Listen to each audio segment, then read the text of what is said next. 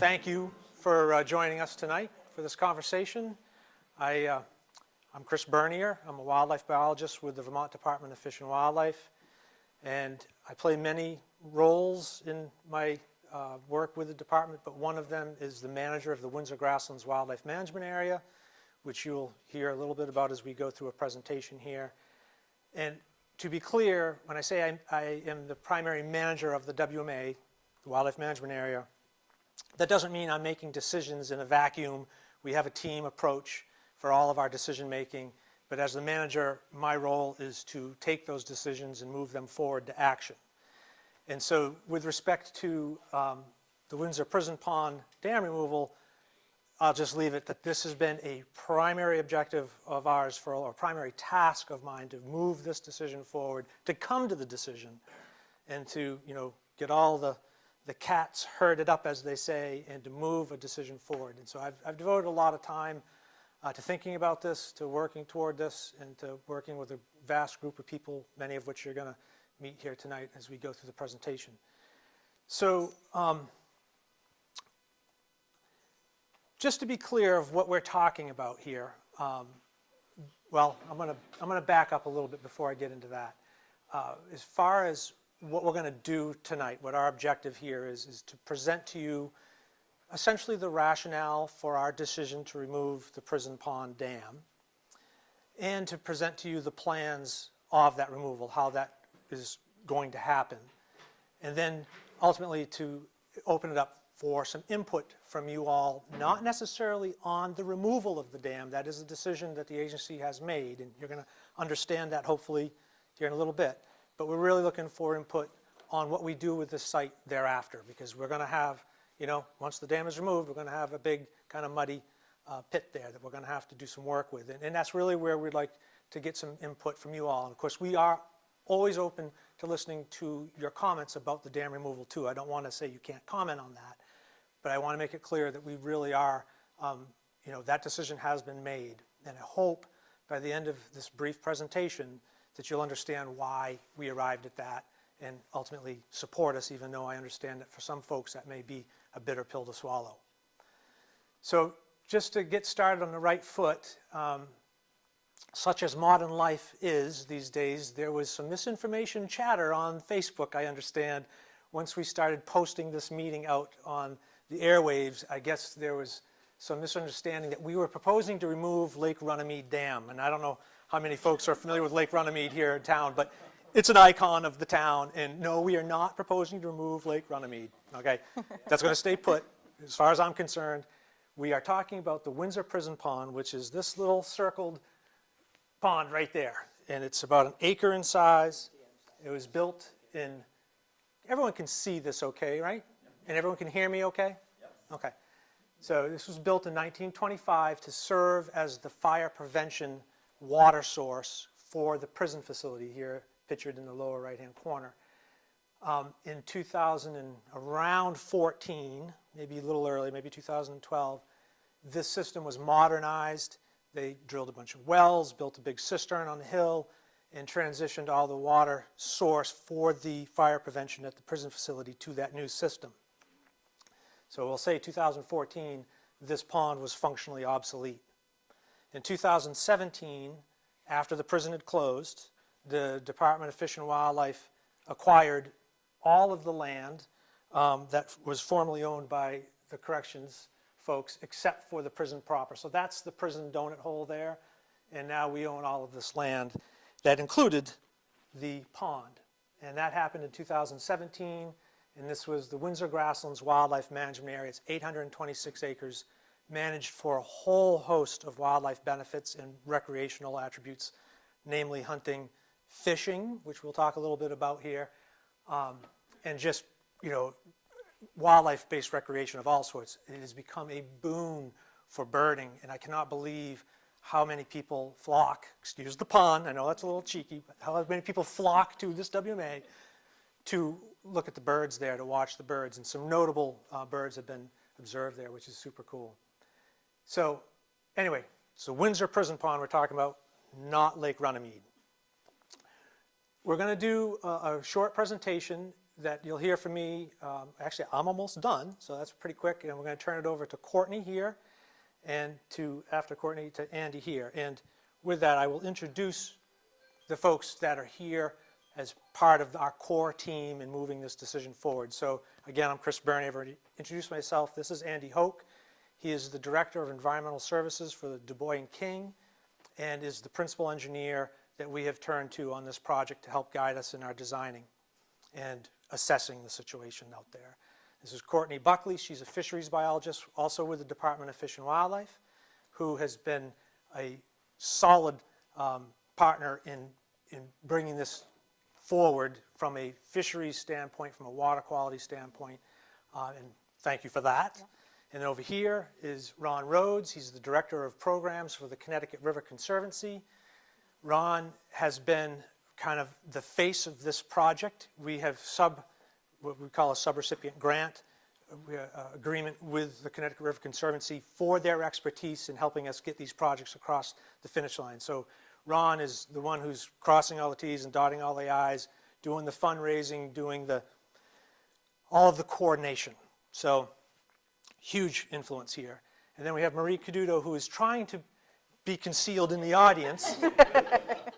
She is a watershed basin planner for the Department of Environmental Conservation, and like Courtney, she has brought a lot of expertise in watershed planning to this conversation and has been a solid proponent of this as well. The one thing I would like to just point out here before we go too much further is that Courtney, Marie, and I all sit on a team called the District Stewardship Team. And when I began talking here a minute ago, I referred to the fact that I don't make decisions in a vacuum. It's a team approach. We call that team the District Stewardship Team. And it is agency staff from all three departments of the agency. That's Forest, Parks and Recreation, Fish and Wildlife, and the Department of Environmental Conservation. And it's a multidisciplinary team of professionals that have dedicated their lives to serving the environment in some form or fashion. So it includes myself, a wildlife biologist, fisheries biologist, watershed basin planners, wetlands biologists, recreation planners, foresters. Help me fill in the blanks. I'm not getting them all. There's a lot of people on these teams. Every district has a similar team, and all decisions for our state lands, wildlife management areas like this one, as well as our state parks and our forests, all those decisions come out of that team approach. And then there are specific managers within that team who are assigned different properties, like myself with Windsor Grasslands. So I say these things just so that you know, as we go further into this conversation, you know that this has been reviewed by that team ad infinitum. I can't tell you how many times it's showed up on an agenda item for our monthly team meetings at this point, and how much it's been deliberated, because we understand that there are a lot of pros and cons. You know, it's not as simple as we got to take it out because then there's this repercussion from that, or it's not as simple as we want to leave it in because then there's this repercussion of it. And that multidisciplinary approach to deliberating and thinking about these things really helps us to get to that end game where we need to be, which in this case was to remove this dam. So Andy and Courtney are going to present these in a little bit more in depth, but just to give you kind of a brief overview of the considerations that went into this decision, the first and foremost was the environmental benefits, the environmental stewardship of this resource, this stream resource. And, you know, as an agency of natural resources with 3 different departments focused on environmental stewardship, suffice it to say, it's a common goal of all of us in this team to make sure that we are doing our environment justice. And Courtney will describe that in a little bit. The other is the dam condition. We got this dam in 2017. We had no history of being able to maintain it ourselves through its, you know, better than decade, well, actually a decade now, 1925 was when it was built, through much of its existence. And so it came to us in poor condition, and it's only deteriorated since. And so we have some obligations that we need to tend to here. Public safety. There are 2 levels of public safety. One is more of a technical, it's actually a classification of our dams. Their safety, it's based on an analysis of what would happen downstream if the dam was to catastrophically fail. So that's more of a technical one, and Andy will describe that in his presentation.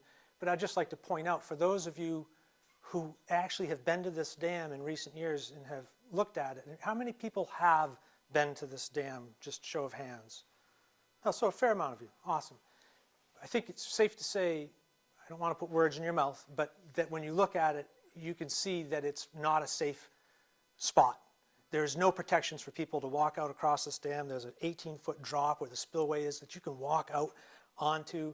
The metal apparatus, which is covered by the bullets here, is all rusted and falling apart. None of it works. And, you know, there's a lot of safety issues just on a day-to-day basis out there, let alone the technical aspect of its safety if it was to fail. And last but not least is the financial responsibility that we have to making good decisions. You know, any state agency these days has limited funds, right? We're not rolling in money. We have limited resources, and we have to apply them logically and reasonably to the best benefit of the people we serve and to the environment. And so we have done an alternatives analysis looking at all the different alternatives to this dam and looking at the actual dollars and cents there associated with those alternatives. And again, Andy will go through that a little bit more depth. So with that, I will turn it over to Courtney. Sure. Hi, everybody. Thank you for coming. So I'm going to go into that first bullet point, the environmental considerations. Like Chris said, you know, we all have like our specialty. Mine is fisheries, so I deal with water quality, trout, and also like bass, panfish in our lakes and ponds. But as Fish and Wildlife employees, we really like always try to fall back on what the mission of the Fish and Wildlife Department is, and that is to conserve fish, wildlife, and their habitats for the people of Vermont. So we think of fisheries management, wildlife management as like three overlapping circles. That's the fish and the wildlife, their habitats, and the people. So none of those are working in a vacuum. We consider all of those when we're making management decisions. We also have kind of a philosophy that I think anyone that's getting into this sort of job is really passionate about conservation, about fish and wildlife, making sure that they're there for people to enjoy for many, many years, and that people really get to have a connection with the land and the fish and wildlife that are there. So we see ourselves first and foremost as public servants. So how are our management decisions going to impact the public? For people who like hunting, fishing, people who like wildlife viewing, or just generally enjoy fish and wildlife. We act as stewards of all of Vermont's fish, wildlife, plants, their habitats and natural communities, and every power that we have derived from law is only authority given to us by the people of Vermont. So without getting into the laws and the actual chapter mandates that give us the authority to make these decisions, it is all given to us by the people. So first and foremost, really want to bring Vermonters into these decisions. So this, I think, is a really great graphic that shows kind of what we have going on at the dam, and dams, really any dam that you'd consider.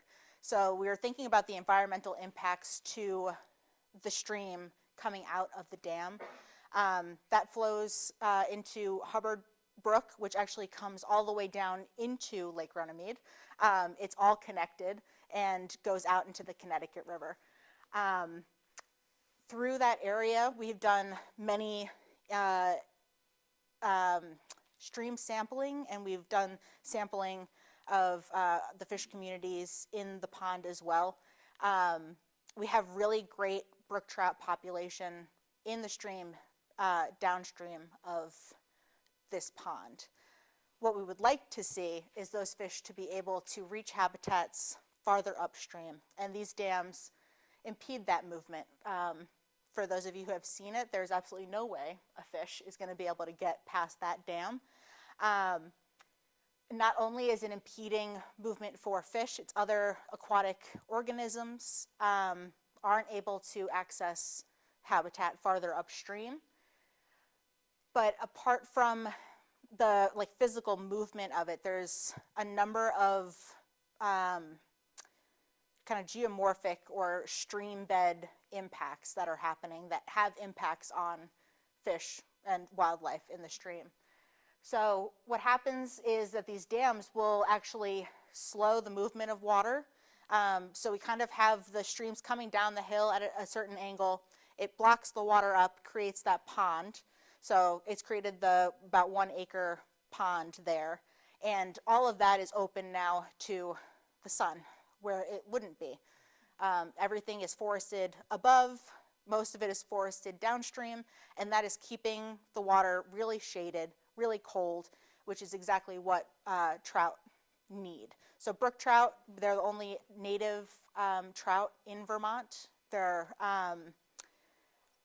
really sensitive to water temperatures, so they really need water between 55 and 65 degrees Fahrenheit, so chilly, cold water, which is why they're typically found up in the headwaters. You won't find them in main stem streams because typically those are too warm. They start to get what we call thermal stress. They start to not be able to eat as much, start to become a little unhealthy at waters that are around 68 degrees, and then anything over 72 degrees, which is like just getting warm enough for us to enjoy, they can't survive there. So anything for over a few hours at 72 degrees, they will experience mortality. So when we're looking at trout conservation in Vermont, we're focusing really on these headwater streams where the water is coming really cold out of the ground, and making sure that all of that is staying cold, staying shaded, to continue to bring cold water downstream where they might not have the same benefits. So we did in 2018, when we were looking at fish throughout the area as a part of our long-range management plan for the entire Windsor Grasslands WMA, we looked at the temperature impacts of the dam. So I want you to keep in mind as a part of this, and then bringing this out to a greater, statewide scale, that all of that solar energy, like if you're in your backyard, it's hot, you want to be in the shade, under a tree, under an umbrella, so do the fish, right? That's what's keeping them nice and cold. So in this only 1 acre is getting all of that solar energy, and it was, it's a little small, but it was less than 60 degrees upstream of the dam. So perfect for brook trout, like I said, 55 to 65, that's where they want to be. Downstream, it was, for like a majority of the time between May and October, was over 72 degrees, which I said earlier, brook trout can't survive in. There were a few days that even got above 80 degrees. So that's how much this small pond is actually increasing water temperature and degrading water temperature, water quality downstream. So by taking the dam out, then we won't have all of this warming happening, and it will continue to keep water cool all throughout the stream. We do have groundwater inflows. That's something that we really highlighted this summer with the drought, thinking it was going to be really, really warm. We really saw the impact of groundwater to keep these streams cold, which is why we have brook trout in really good numbers downstream, but not in the section that's impacted by the dam discreetly. There's also kind of this collection of sediment that happens behind a dam. Because the water is spanning out, it's slowing down, all of that loose stuff that stays really churned and suspended in water when it's moving will settle out, and that actually will decrease the quality of habitat in those areas. They tend to be a little bit more of like a desert of really fine silty sediment that doesn't have the complexity that will host all different sizes of fish, all different types of aquatic organisms. So what we want to see and what our plan is that by removing the dam, we'll be able to continue this movement of sediment downstream into areas that are now being like starved of it. They look almost skeleton-like because they're not getting that recharge of nutrients from detritus, leaves, things falling in is all staying up in the pond and not going downstream. We'll keep that moving, we'll keep water temperatures cool and allow fish to get to those colder waters when temperatures get too warm downstream. So those were all of the considerations that we really looked at for like how environmentally, not only for fish, but for the stream altogether, for Lake Runnymede staying a little bit cooler, though that stays pretty cool. With the springs, we want to just be able to connect those things and make sure that we're being good stewards and helping these systems function to their natural capability. Thanks for being here tonight, folks. I'm going to try to step you through some of the technical aspects of the planned dam removal. We'll talk about the alternatives analysis that Du Bois and King completed several years back, and then introduce you to the plans for the dam removal, the actual engineering plans. So Chris hit on a little bit of this during the introduction, but just the basics on the dam. So this is an earthen dam, approximately 160 feet long. The concrete spillway is approximately 19 feet of that total 160 feet. At the crest, which is the concrete crest wall here, it's a total of 18 feet from the top to the bottom. At the spillway, we're slightly lower than that, about 5 feet. So concrete spillway, 13 feet tall at that location. As Chris had mentioned, the dam was constructed in 1925 to serve as the fire suppression for the prison. There were subsequent improvements made in 1950 and 1989. Notably the concrete spillway that's there right now. The concrete's aged now 75 years. And in 1989, I believe the concrete crest was constructed. So Du Bois and King has been involved in this project dating back to 2008 when we completed a dam breach analysis. This was an investigation that the state had asked us to do to determine the potential impacts, downstream impacts, should the dam ever breach. And by doing that analysis, we're able to assign a hazard classification to the dam. What we found was, because of the amount of water that was impounded and the potential downstream impacts to roads, culverts, and other infrastructure, that the dam was classified as a significant hazard. Just for your basic knowledge, the classifications are either low, significant, high for jurisdictional dams. Those are dams that are over 500,000 cubic feet in total storage volume. For those that are under 500,000, that could be potentially classified as a minimal hazard. Okay? Because of that hazard classification, the dam needs to be able to safely pass a 1,000-year storm and maintain 1.5 feet of freeboard during that storm event.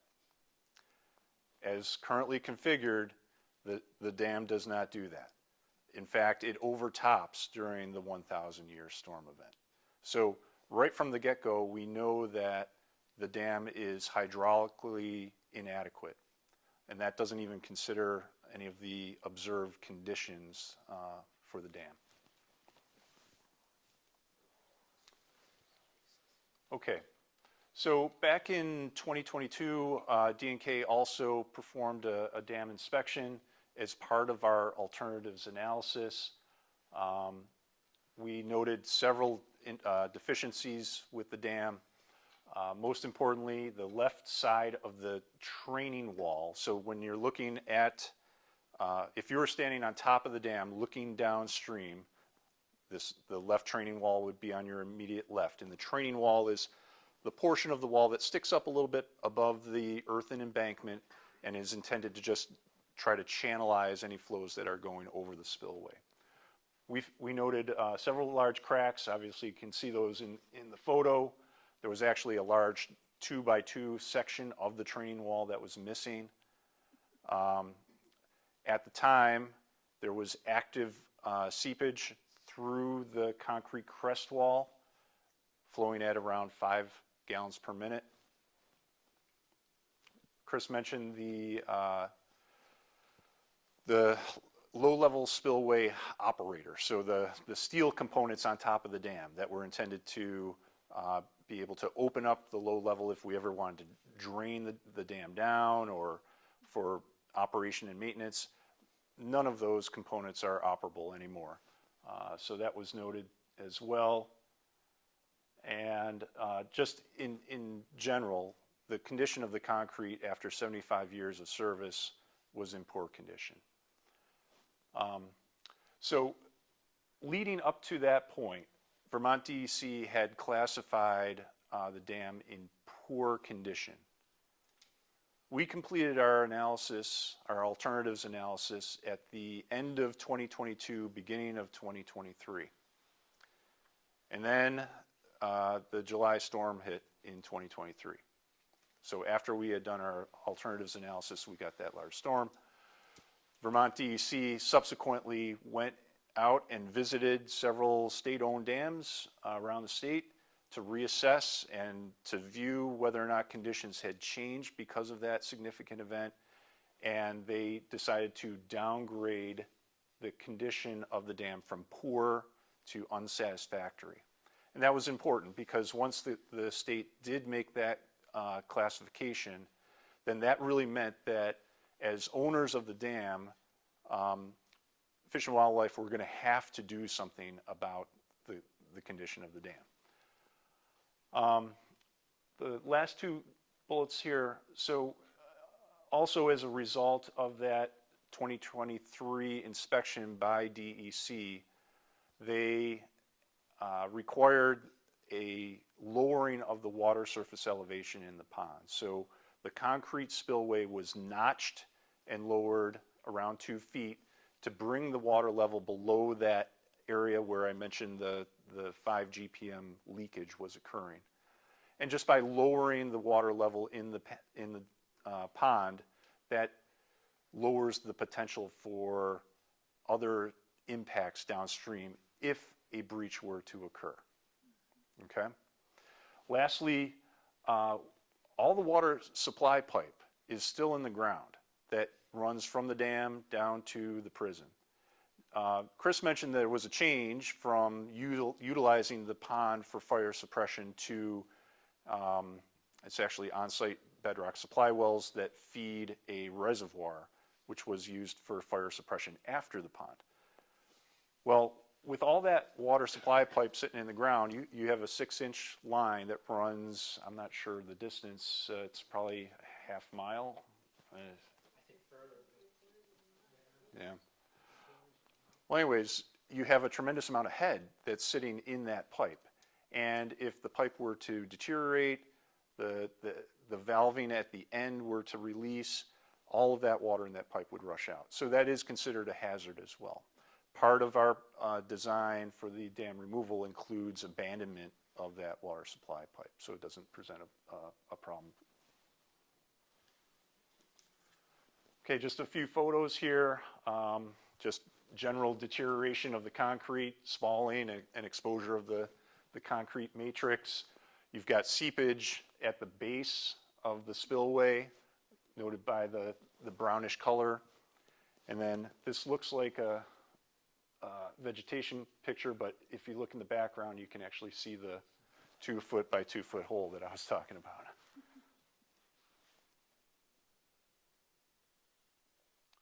Okay, so this is an important part here. I mentioned that once the dam was deemed unsatisfactory, downgraded from poor to unsatisfactory, as owners of the dam, Vermont Fish and Wildlife are required to make a decision on what's going to be done.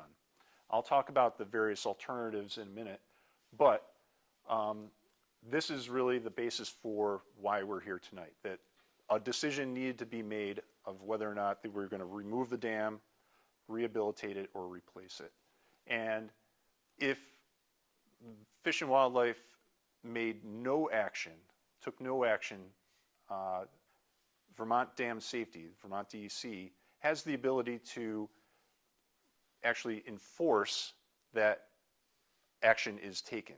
It is part of the Vermont dam rule that once a dam is deemed unsatisfactory, that some action needs to be taken to bring it into compliance with the rule or to remove it.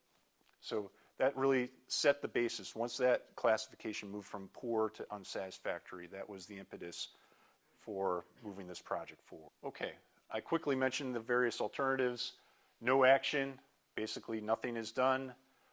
There's just continued maintenance on the dam with no improvements. We know that that's not allowed for the reasons that I just explained. Dam rehabilitation, so we're looking at modifications to the existing dam, whether that be improvements to the existing spillway, potentially lowering the water surface elevation so that we can meet those hydraulic requirements for the dam. That would be what might be involved in a dam rehabilitation. In this case, we know that because of the condition of the concrete and extensive cracking and damage that has already occurred, it would be a rather significant undertaking. Did you, I like that X out. Oh, yeah, there was another one. Okay. Coming, I was trying to time it. Okay. I might have given you We're doing this presentation live. I didn't get a test run on this, but I like that. Okay, after dam rehabilitation, another potential alternative is dam replacement. So actually, under this alternative, we're removing the entire existing dam and rebuilding. Mentioned there that it could potentially be replaced with a new concrete dam. There are other potential options there. It is an earthen dam currently. That could potentially be an option, but under the dam rules, a new concrete dam would probably be viewed most favorably by dam safety. So that was the likely option there. And then finally, dam removal, which is highlighted in green. That's great. So basically, we're removing the dam at its maximum section. And what I mean by that is prior to the dam being constructed in 1925, we want to remove the dam at the prior stream's location, the maximum section. So we want to re-achieve the location of the original stream. Along with that, we need to make sure that the size of the channel is compatible and mimics the existing condition for both the upstream and downstream reach. And it should also match in plan form, meaning that the sinuosity, the curvature of the stream should also match what we observe upstream and downstream. Okay? I know this might be a little bit difficult to read, but I'll step you through it. So along the top of the columns are the various alternatives: no action, rehab, replacement, removal. And then for our alternatives analysis, we evaluated several different criteria for each of those different scenarios. And I'll step you through each of these. Top row is address deficiencies. We know that no action is off the table because of the classification as an unsatisfactory dam. Dam rehab does address some of the deficiencies by improving concrete and hydraulic performance, but you are leaving some components behind, and there's likely to be additional work and improvements that would be required in the future. Both the dam replacement and the dam removal options address the deficiencies completely, because obviously we're starting with a brand new dam that meets all the current dam safety standards, or with dam removal there is no more dam, so we don't need to meet those criteria. Second row, continued maintenance and annual costs. I'm just going to bypass no action because I think that we all understand that that's off the table. So dam rehab does have some continued maintenance costs associated with it, even though you are making some improvements.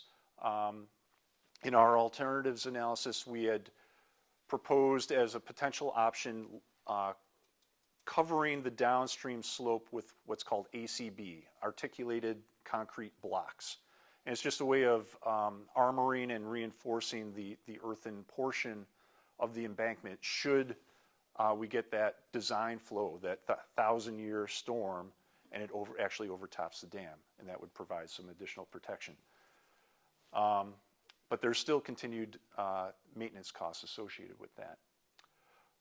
Dam replacement is a little bit better because obviously, again, you're starting with a new structure, but there are still annual costs associated with that the state will require us to do. And then dam removal, no maintenance costs at all. Once the dam is removed, we return to a natural condition, no costs associated. As far as total construction costs, this is probably the most important line on the table.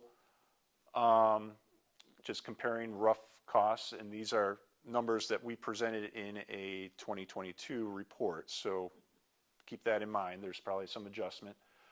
Dam rehab at $470,000, dam replacement at $732,000 versus dam removal at just under $200,000. So,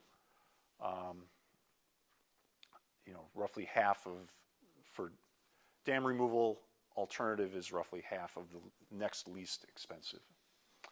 From a dam safety or public safety perspective, both rehab and replacement have roughly the same evaluation where we would meet the dam safety requirements, but there's still the potential risk for that dam to fail. So we can't say that all risk has been removed.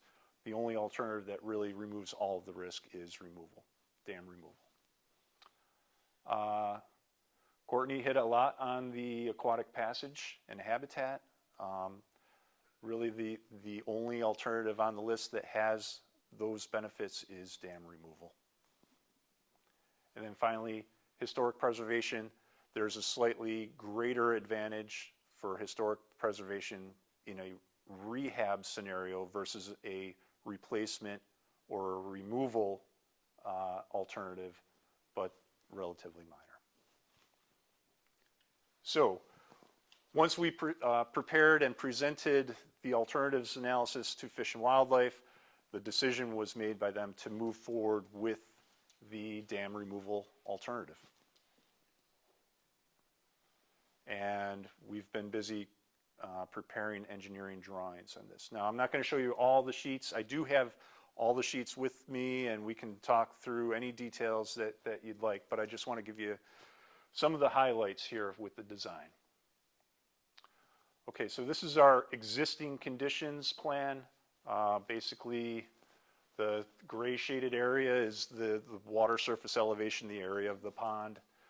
You can see the concrete crest wall here, this linear structure, and then this piece right here is your concrete spillway.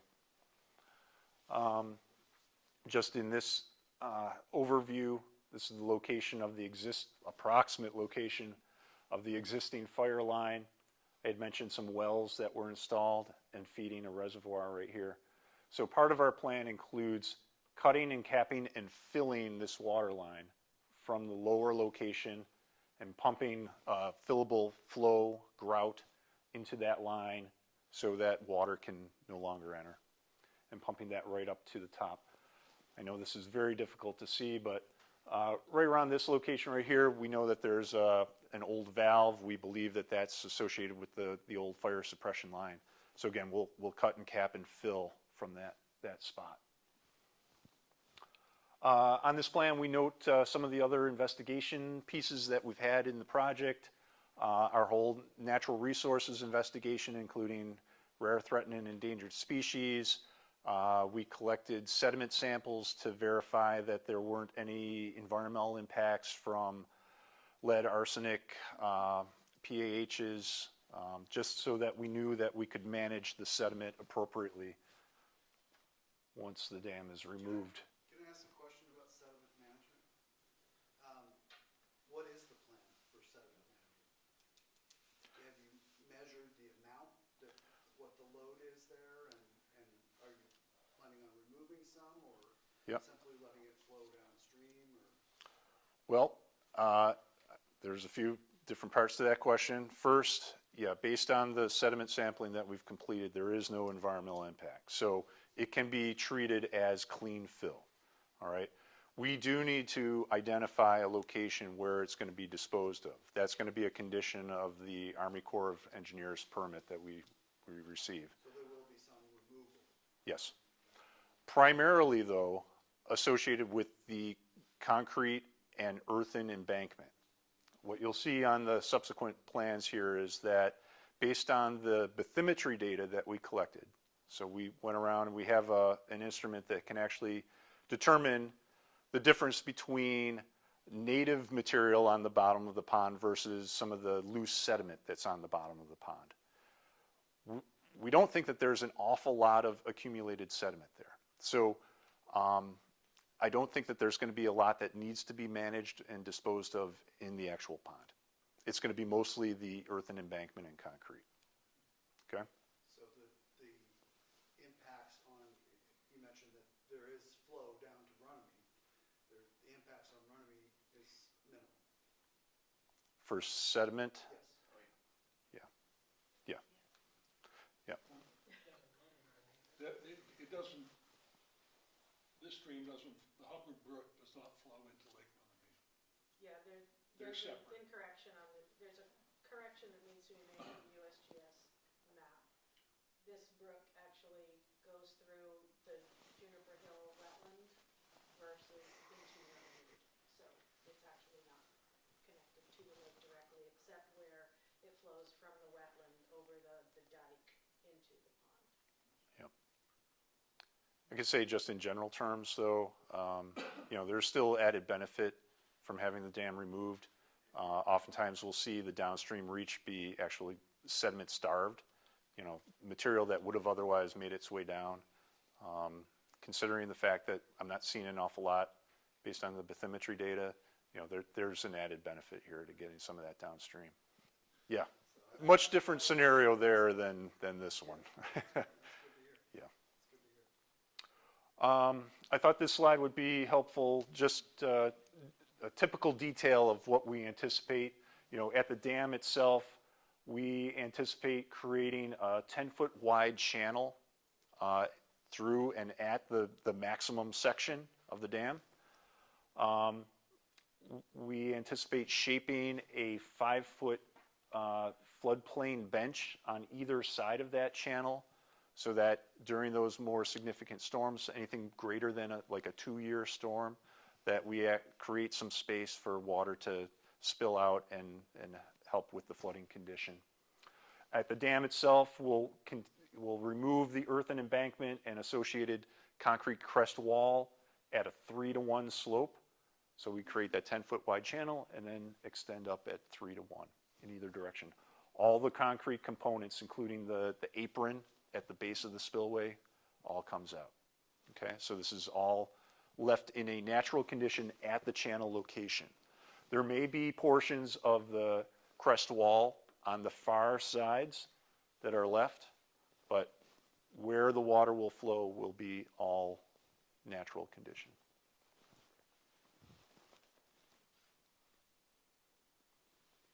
So in plan view, you can see the grading at 3-to-1 up here, just a nice even slope moving from that maximum section. Based on the bathymetry data, we're showing that 10-foot wide channel with the floodplain bench following basically the low spot in the pond. And again, I look at both the downstream and upstream reach and try to determine what the plan form of the stream is, what's the sinuosity of that stream, and try to match it through the new removal. So this is the orientation that we've come up with. You can see in the profile here, the dashed line is existing. The proposed line is the solid line. So once we get upstream of the dam, here's the dam, moving upstream through here, and this is the end of the pond right here. There's very little excavation that's going to happen through the bottom of the pond. We want to shape and form that 10-foot wide channel just so that we're giving the stream a place to go. But like lots of these projects, it ultimately finds its happy spot anyways. You know, we do our best to guide it, but it will do what it wants to do. So I said earlier that I'm a wildlife biologist, so you can imagine how perplexing this whole conversation about dams has been for me because it's way outside of my wheelhouse. One of the things that I have learned that has completely baffled me through this process is that the Department of Fish and Wildlife is the largest dam owner in the state. We have 66 dams, the Department of Fish and Wildlife, across the state, which is mind-boggling to me that we have that many dams. ANR, which, you know, Department of Fish and Wildlife is a part of, owns almost 100 dams statewide. And so before we break off into, you know, questions and answers and a discussion about the different things we might choose to do with rehabbing the site after restoring the site, I just want to leave you with the notion that we really need to be responsible here. There are increased, you know, rules and regulations for good reason on the way that we maintain dams. We can no longer manage them by benign neglect, not to suggest that that has been our default, but in some cases, and I would say this particular dam, that has been the management strategy even prior to us acquiring it. We have a lot of work to do to bring our dams up to standard, to today's standard.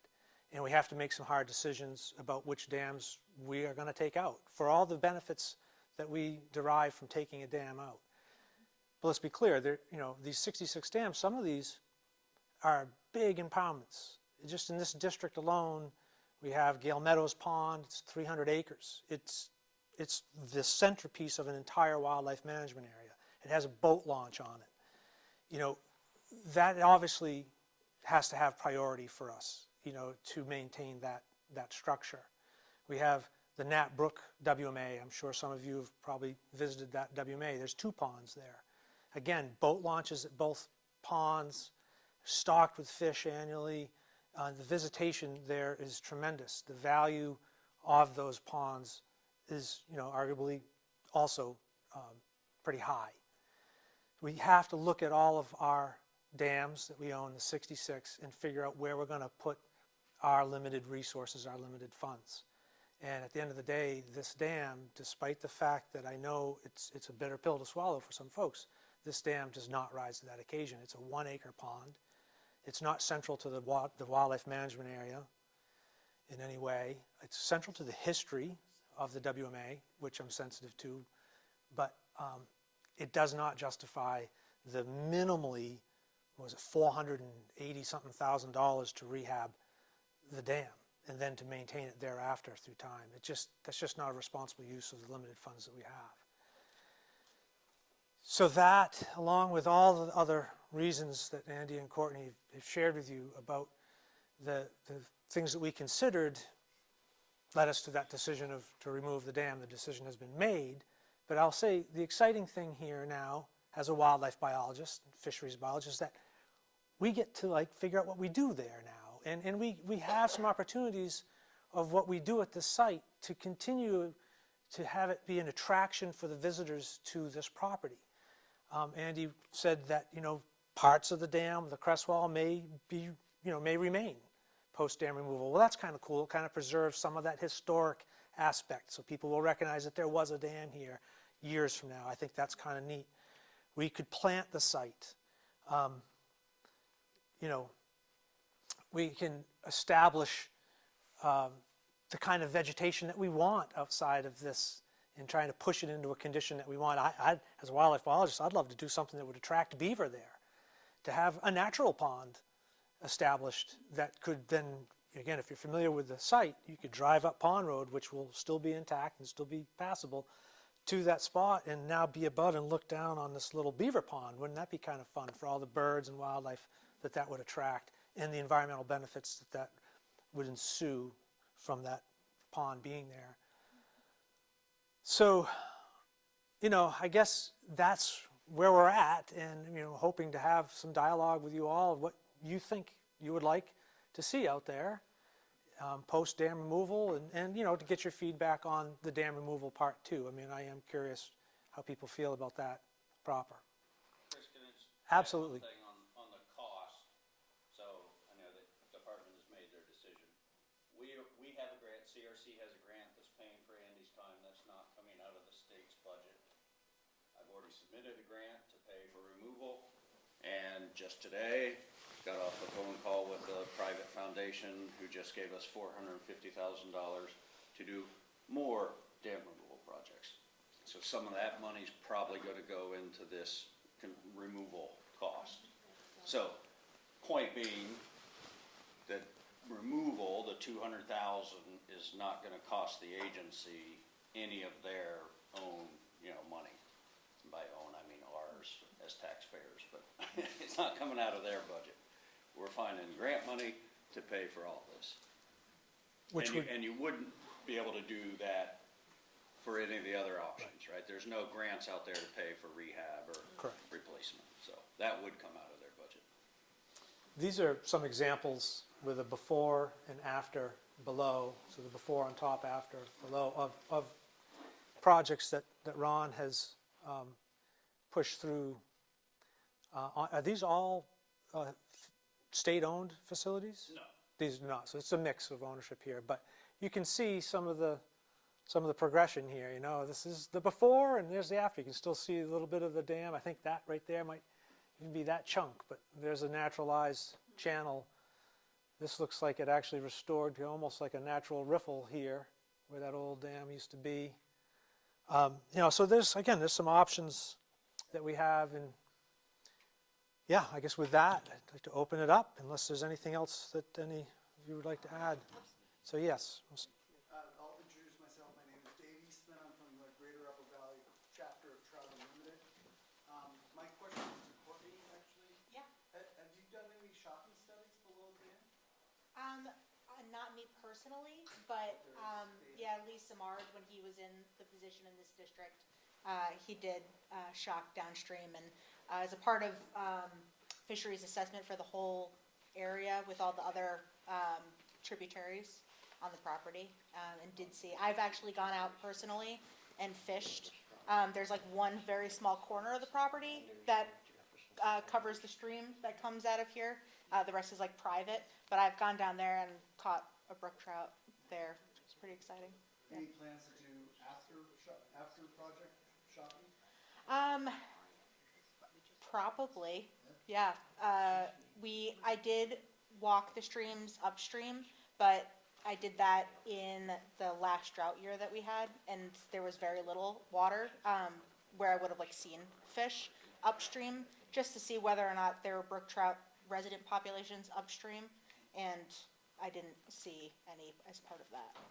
David, we did that at that Norwich dam removal. I did it with, not Fish and Wildlife, I did it with DEC. And we found 4 brook trout above the dam. And that's same 18-foot high, pretty much same size dam. And then after the removal, we came back, I think 2 years later, and we found 40 in that same little stretch. Because, it's way better habitat. Do we know how much habitat that's going to open up in terms of spawning? Off the top of my head. It's not a ton. I mean, this is pretty much at the top of the watershed. Yeah, there are a few different streams that come off it. The major one is the one on the plans that kind of veers to the southwest. Yeah, there's Probably like a quarter of a mile, maybe. Yeah. It's got perfect substrate to up above for spawning. It's a nice flowing stream. Yes? Yeah, I have a question. What happens to the road that we now currently use to drive up? Great question. And because if you take the dam out, the water comes and then goes under that road. Well, you're thinking very, very perfect here. That's awesome. So the question is, what happens to Pond Road once the dam is removed? And so we did not present it here because the plans are still being drafted and the funding for it is still being gathered. But part of this project will be to replace the culvert, which is now immediately below the dam, or 100 or so feet below the dam, with an upscaled culvert. We haven't seen designs for it yet. It'll likely be what we call a squash tube, corrugated metal pipe that's set down into the substrate for fish passage. So it'll be an aquatic organism passage pipe there, and be big enough to accommodate the natural flow of that stream unimpounded by the dam. So yes, that road will be maintained. That road's very important for fish and wildlife and for our management. We have fields up there that we maintain, and it's a great access point for all of the visitors, birders, hunters alike. Historically, it's an old road. Yes. To Brownsville. Yeah, It'll also be improved as part of the project. You know, we're gonna have a lot of trucks coming in and out of that's full of concrete, right? So we're gonna beat that road up, and whatever contractor we hire is gonna have to fix the road on their way out. So, and whenever we do these projects and there's a road, access road like that, one of the end results is you end up with a better road. and I will add to Ron's comment that none of that cost will be on the town's shoulders. That we will pay for all of that. The culvert replacement, the road repair and upgrade, if you call it that, after the project is completed. That's very important because Excellent. So the release, when the dam is breached, will be controlled release. Right. So there won't be a flush of water down. No. So what DEC will require us to do is actually lower the water level first. We'll have to pump the water out. Yeah. And maintain that pumping rate during construction too. So there's a whole procedure to this. We can't lower the water level too quickly because that destabilizes the embankment. It has to come down at a controlled rate. And then, yeah, we will begin notching and cutting down the dam in segments. What's the estimated time from start to finish when the dam comes? Yeah, it doesn't take long. We spend more time Talking about it than it takes coming down. But yeah, a few weeks to a month is probably about it. Is there a time of year it's better to do? Summer. Yeah, you got to do it during the summer. We can only be in the river July 1 to October 1. And part of that is because of fish spawning, right? So the brook trout spawn in the fall, so we can't be out there this time of year. Right. And then their eggs hatch in the spring, so you can't be out there when the eggs are hatching. So we have this 3-month window. So we'll spend a month at this site, in August. August is usually it. Yeah. And in fact, that is our target, would be August of 2026, so next year. And I think Chris has got a great idea. I mean, there's some place, I don't remember exactly where I saw this report, but they're actually parachuting beavers down. Well, so They come back 4 years later and get a total reversal. So I'll go one better. We don't have to parachute them there because they're there. So there is sign of beaver activity at this pond. Just need to start some aspen up there. Right, and so part of the planting that we could do here afterward is, food sources that would attract beaver, like aspen. So, and red maple, for example. So that would be an interest of mine. And A beaver dam is actually a misnomer because it's never a dam. It's Yeah. a controlled release based on what they build. Yeah. But that's just to maintain their pond. well, there's a question here first, John, then I'll get to you. Are you gonna continue to cut hay in the field above the pond? Yeah, so are you talking the field that's to the north. south, to the north? Goes up Yes. the hill. So there's a field on either side. The one to the south is about, I'd say, a quarter of that field is taken up with a chestnut The chestnut. orchard, which is super cool. And if you've not checked that out, it's worth spending some time up there. Yeah. And the rest of that field we're going to maintain. Right. I'm trying to get a farmer to hay it. So right now we are contracting for someone to mow it but the quality of that particular field is not so great, so we need to revitalize it and then to hay it. On the other side, to the north, the quality of that field is still pretty good, and we do have a farmer that hays that for us annually. And as long as I have the ability to find farmers to partner with, we will continue. This is the Windsor grasslands, so these fields out there are core to the management of this property for the birds, for the wildlife that utilize those field habitats.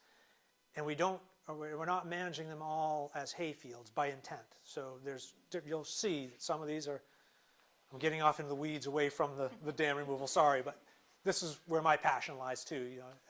You'll see that they're all in various states of maintenance. But I guess my question should, to rephrase it, you're gonna have a shaded corridor where the stream travels down through there? Yes. So you'll. Oh, you're talking about the little field. A little bit of buffer on either side of the stream. Yeah, so right now, primarily because of just tradition and the history of the site, we are mowing between the road Right. and the pond, and I think that's the area you're talking about. Right. I'm sorry, I Stop- misunderstood you. You're gonna stop doing that? Well, yeah, I think that's all game for part of our restoration site there with plantings. I mean, yeah, the whole point of this is to protect the stream and to restore the stream. And part of that is a functioning riparian area for the wildlife that use it, and also for the benefits that it bestows on the stream and the water quality. So, yeah. I'm going to go to John first and then over here. I was going to say that it was wonderful, but restoring fish as far up that stream as you can. I had a question regarding, actually, I was enlightened by someone who knows what's called herpetology, which is not something I know much about. But according to him, there are rusty crayfish in the pond, and I was just wondering if it's possible that by releasing those downstream, is that something that's going to hurt fish, or are they, if they are there, are they a danger and will they be controlled? So if in fact they are there, which I suspect that is a distinct possibility, they are already below the dam. They're already in that watershed. Really? Do you think that that's correct, Marie? I thought they kill fish, or do they? Yeah, If we see them, we'll kill them. They're invasive. Well, yeah, they're not desirable for sure. so rusty crayfish are an invasive species. What we've done at other locations when we're concerned about that release, we did this at Lowell Lake, just so you know. As they drained the pond, they drained it onto the land so that, and strained it so that the Got it. crayfish would get trapped and would not be spread downstream. So it's been on my to-do list for quite a long time. Hay bales or to silt bags. Sample the pond to see if there are rusties in it or not, but Feed them to the raccoons. we haven't gotten that far yet, but that is part of the conversation, is to look for rusties and see how we can prevent them from being transported. Yeah.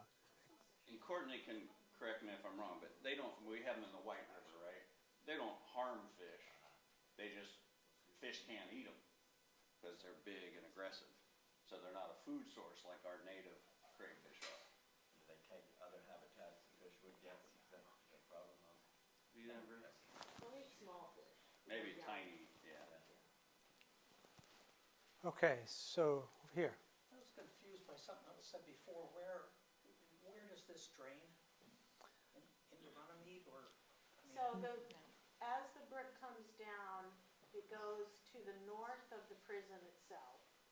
It flows to the north of the prison, and it comes down, and if you think about Runnymede, I mean, the backside of Runnymede is the hill, right? So it's not, the map shows it coming right through the hill into Runnymede, which water don't do that. So it comes down, it hits the back of the hill, and it goes into the marsh. So if you're standing on Route 5, looking at Runnymede with grocery store behind you, the marsh is on the right of the, right? North side of the pond? Along Juniper Hill Road. Yes. North North side, yeah. North The side. north side of Runnymede. So if this So it comes, comes through, it comes around the hill and it weaves its way through the wetland and crosses Route 5 north of the grocery store. So it goes down and crosses County Road a time or two, goes down and crosses Juniper Hill Road. Right. Somewhere down below there, it doesn't make it into the pond, is what you're Correct. saying. It goes into the wetland. And the only way that water is getting to Runnymede is because there's holes in the between the wetland and the pond. Nothing can come up out of the Connecticut River to the area of this dam removal because of waterfalls in off of Juniper Hill Road, am I right? Well, Significant it's- waterfalls. I don't know what happens once it crosses Route 5. I've never walked down there. It's fine. I mean, there's a big culvert under the railroad tracks. That makes sense. But other than that, matter of fact, it's a silver maple floodplain Right, down there. okay. But none of the migratory fish in the Connecticut River come up this far. Yeah. Right. The trout are in the stream. So it's local, yeah. But there is a lot of movement within these streams locally for these fish to fulfill their life histories. They move up and down the stream all the time. And it's a great connection to the wetland. the Absolutely. wetland habitat.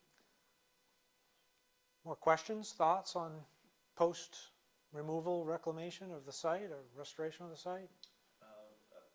You know, was thinking that that road has been used by lots of people who go up it. And let's say it's now, I don't know what it's going to look like. It'll be a muddy patch or like there are guys who drive through those vernal ponds, the one that's on near the pump house. Is there some way that can be controlled so it Well, isn't turned into a place where people drive trucks through and make wheelies? I don't know. We hadn't really discussed that. That is a good point, John. But that's a tough one, because short of blocking the road to keep wheeled vehicles out during the restoration process, I think that's the only way you're going to be able to do it. And restoring this means plantings, and plantings take time.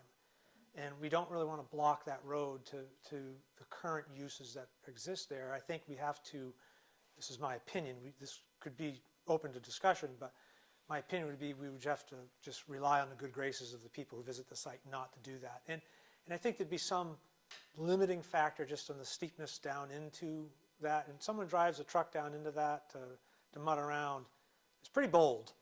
It's not like the vernal pool out in the middle of the field where it's kind of flat and they can do a wheelie or donut, thank you. And, Other sites, Chris, we've put boulders, right? So right. we can put a couple of boulders But along we'd have the to- edge of the buffer to help dissuade anyone from. Well, we could do that, or maybe like the upper edge, or I guess it'd be the lower edge of the road to where it ends. But that's a lot of boulders. Yeah, I mean, we can look at it, and we're going to probably find natural stuff there that It would we've done be, that in other projects. Put the chunks of concrete. yeah. It does happen out there. I have seen that in a number of occasions, but it's becoming, I think, a little rarer as the place becomes more visited and the presence of management and activities out there becomes more obvious. Maybe I'm wishful thinking, but I feel like it's become a little bit more infrequent. But you can't prevent stupid. This is the bottom line. The other thing we should mention is we met with the select board 2 weeks ago, week ago, Yeah, 2 whatever weeks it ago. was. And during construction, right, we're going to have tri-axle dump trucks full of concrete, so we are going to have to close the road, during the workday. I might be able to be open in the evenings, but we don't want people trying to walk in or drive in when there's a 15-ton truck of concrete coming out at them.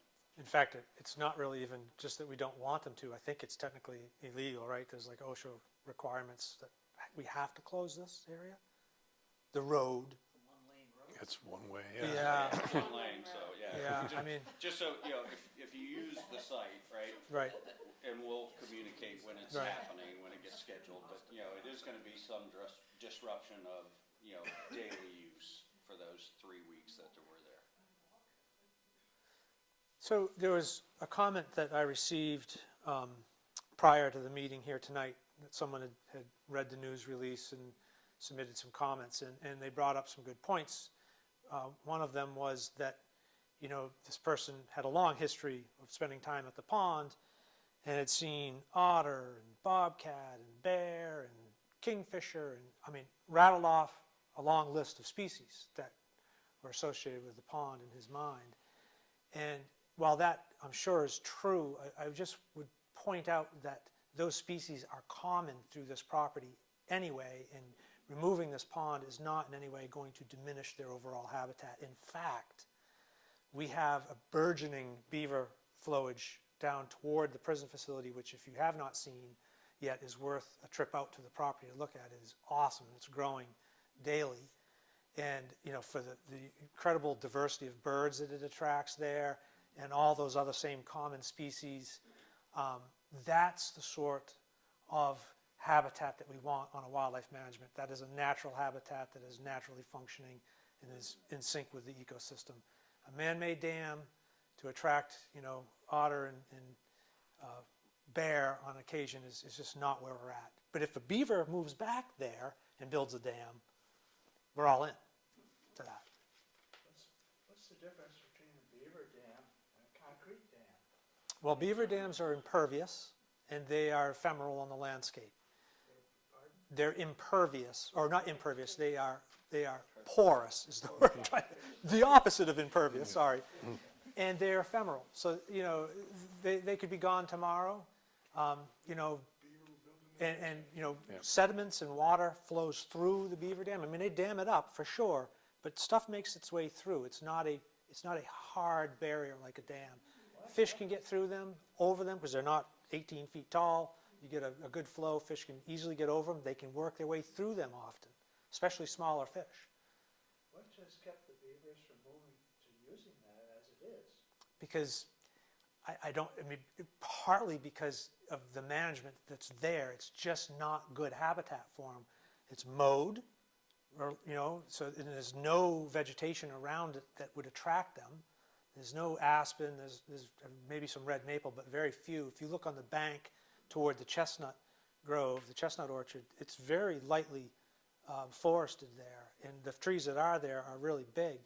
There's not a lot of, you know, saplings, not a lot of pioneer species growth there, which is what the beaver really want. The depth of the pond as is isn't sufficient to build a beaver lodge. Because they have to Right. have a lodge that Right. they can get under. Correct. Get into it.